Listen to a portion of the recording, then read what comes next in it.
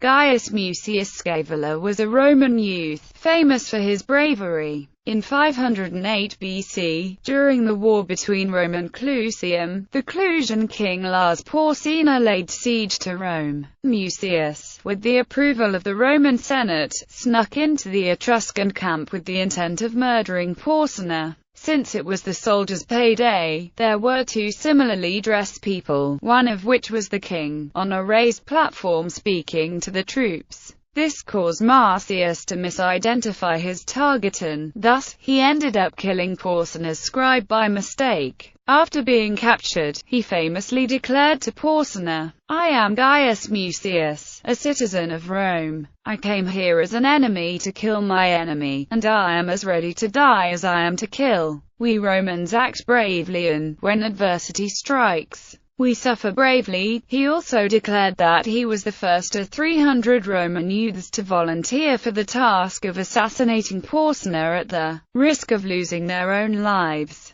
"Watch," he declared, "so that you know how cheap the body is to men who have their eye on great glory." Mucius thrust his right hand into a fire which was lit for sacrifice and held it there without giving any indication of pain, thereby earning for himself and his descendants the cognomen Scaevola, meaning left-handed. Porsena, shocked at the youth's bravery, dismissed him from the Etruscan camp, free to return to Rome, saying, "Go back, since you do more harm to yourself than me." At the same time, the king also sent ambassadors to Rome to offer peace. Mucius was granted farming land on the right-hand bank of the Tiber, which later became known as the Muccia Prata. It is not clear whether the story of Mucius is historical or mythical. In popular culture, Dante Alighieri refers to Mucius and the sacrifice of his hand within the Divine Comedy. In Paradiso Canto 4, 82–87, along with Saint Lawrence, Mucius is depicted as a person possessing the rarest and firmest of wills.